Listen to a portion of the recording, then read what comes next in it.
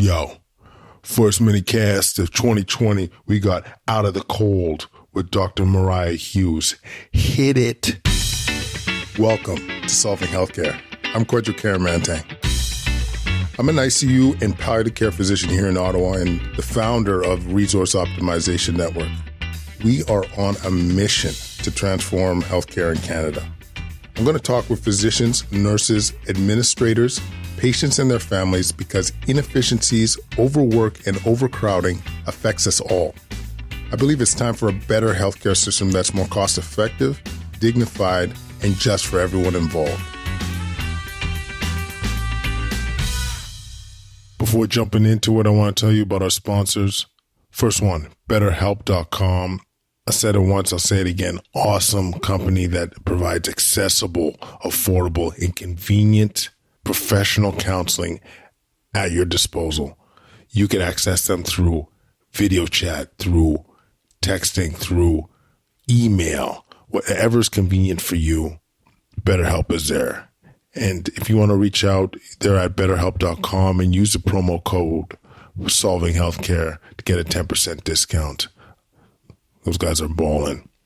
Our other sponsor is the Millionaire's Lawyer podcast hosted by my man, JP McAvoy, business lawyer, entrepreneur. Let me tell you something. JP throws down, okay?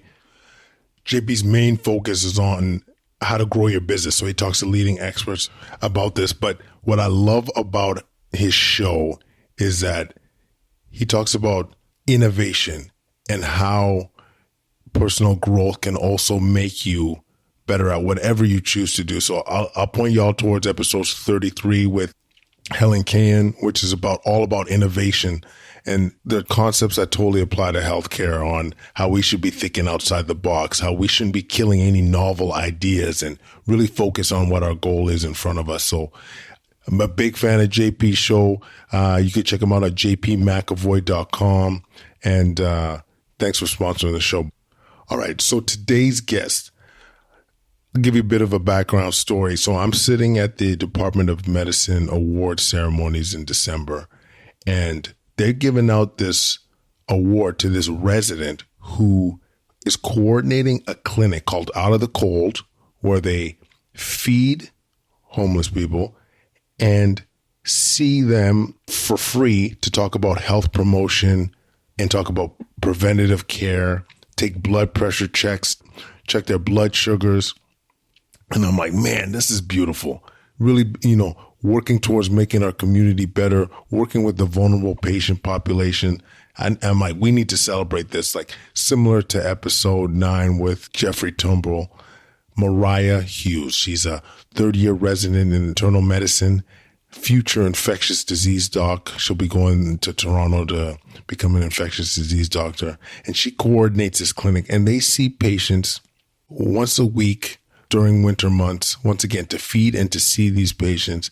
And I'm just so proud of what they do at the clinic. And this is 30 trainees that help coordinate this, and they take time out of their busy schedule to make sure that people are getting great care. So I'm just so proud of what they do. And this show is all about them. So without further ado, Dr. Mariah Hughes, how are you today? I'm good. How are you? I am wonderful. We are actually ending our day in the ICU. It's been a pretty busy time over the holidays, wouldn't you say? Yeah, it's been a busy couple of days for sure. Yeah, but we're surviving. I saw you getting an award at the holiday party for the Department of Medicine here in Ottawa. And when I heard about the program that you're coordinating, I was ultra proud and thought this was such a great endeavor that we needed to talk about it. I was like, she needs to come on the show, yo. So why don't you tell us a little bit about the program? Yeah. So the Department of Medicine, I guess the internal medicine program, has a clinic that we run called Out of the Cold. And that's mostly a preventative health clinic. It's been going on now since about 2016. We do every Saturday from November to March. So the coldest months of the year, we work in conjunction with the Knox Presbyterian Church. They have a hot meal that they serve every Saturday to people who are vulnerable or relatively underserved. And we have started to operate this preventative health clinic in conjunction with that. Wow. And in terms of what's a normal clinic day like? Yeah, so the clinic starts in the evening. We run for about an hour and a half. And during this time, the hot meal itself will serve about 200 people in the evening. And we see anywhere, depends on the day, but anywhere between 5 to 15 up to 20 people, mostly on a drop-in basis. So they know that we're there. We've been there for a couple of years now, and they just kind of come in as they see fit. And if they have questions or concerns, they come and chat with us. Wow. And you get a chance to fully examine them if need be, have conversations about preventative medicine. So it's fairly interactive. Yeah, encounter. We usually have anywhere between 2 to 4 residents available, internal medicine residents. And we have some limited kind of basic supplies. So we have stethoscopes and blood pressure cuffs, thermometers. We have some basic wound care supplies and a lot of information. And we don't have any formal clinic space, but we do have usually tables and chairs. So we can do kind of a bedside assessment if we need to. Amazing. Amazing. And this runs every week. And to run such a clinic, what kind of costs are associated with it? So it's actually pretty cheap to run. The biggest cost we have is really time. It's resident time. We have about 35 residents that help rotate through the internal medicine program. And then we're supported by the Department of Medicine and our program director with only about probably a couple $100 a year worth of supplies. The biggest thing being when we need new blood pressure cuffs or various things. We've been fortunate to have a lot of different donations for personal hygiene products. We've had a lot of donations of that kind of stuff and some old equipment as well. Stethoscopes, otoscopes have been donated to us. Beautiful. Beautiful. And what do you think the impact is in terms of having such a clinic? Like we talked to Jeffrey Turnbull a few weeks back about treating his clinic and seeing the vulnerable patient population and how much patients they see and emerge traffic that they see on a daily basis. It was pretty powerful hearing the impact they're having. How do you get a sense from either from stories your patients are telling you or from any other source? What's the impact?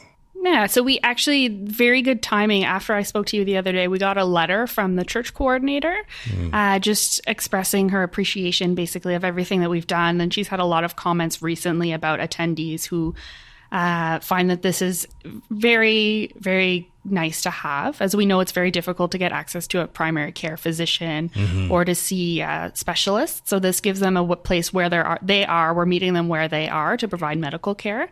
And I think that in itself has probably diverted a lot of visits to the emergency department, especially for non-urgent types of things that we can deal with. We also have the ability to refer to specialists from the clinic if we need to.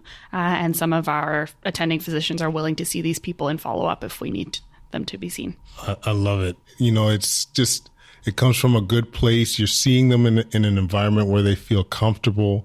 They're getting the great care that they need. If they need further care, you refer them on to the specialist that would be appropriate. That's amazing. It really is. I got to ask you, why'd you do this? What brought you to wanting to participate in such a wonderful endeavor? I mean, I think we all go into medicine for various reasons, but a lot of us go into it to help people and to help alleviate suffering. And I found going through my training, even in medical school and into residency, a lot of the people that were not quite meeting their needs are people who are otherwise underserved, who have poor access to housing, poor access to food or medications. And the way that we practice medicine in an academic center doesn't always fit all of the needs that we need to. So when I learned about this project, I got involved in the beginning of residency as a continuation of things that I was doing in medical school. And I find this very satisfactory in terms of my own personal happiness and wellness. So it's something that I hope to continue on kind of throughout the rest of my medical training. Awesome. And I got to give you some mad props because, residency can be quite daunting and busy, and you're trying to keep up with, the biggest and the latest. You're trying to be competitive getting into your, fellowship. And you've taken the time, you and others have taken the time to essentially be there for others that normally are, underserved or have needs that aren't being addressed. So what you're doing is amazing. I think it's super altruistic. It's efficient in terms of resources, diverting probably a lot of attention that would go to emerge. Like, you're able to see those patients. I love it. Do you think other centers, other cities could be implementing such a program? Do you think it's scalable from what you've experienced? I think definitely. There are definitely already clinics that exist like this throughout Canada, different kind of student-led or resident-driven initiatives that exist. And most of this is to meet needs that are not otherwise done. Mm-hmm. And I think it's definitely a very scalable project. It mostly just takes a space, the time, and kind of the entrepreneurship or the willingness to be there and to meet those needs. So it's definitely something that can be expanded upon or created in multiple locations. Awesome. Once again, Mariah, thanks so much for doing the show. We really appreciate you taking the time. Where can people contact you if they want to either volunteer for the program or maybe even learn how they could implement that locally at their centers? Yeah, so people can definitely get in touch with me by email. My email is hugh060@uottawa.ca. Awesome. Yeah, I really appreciate you taking the time again, and thank you very much. Thanks for having me. Amen. Yes. Tell me Mariah and Company ain't changing the boogie. Know what I'm saying? That's fresh. Loving it. Okay. So thanks for listening once again. Please follow us on Twitter and Instagram and Facebook at Quadcast. You can leave any comments at quadcast99@gmail.com. And I just want to make a quick shout out to the team that has grown and has helped produce the show. That's Laura, that's Yasmin, that's Alex, Tanya, Ross, Julia, and Omar. I might be forgetting somebody right now, but honestly, thanks so much for helping produce the show. It's made my life so much more convenient, and you guys have been doing amazing work. Thank you. All right, guys, we're going to see you next week. Thanks so much.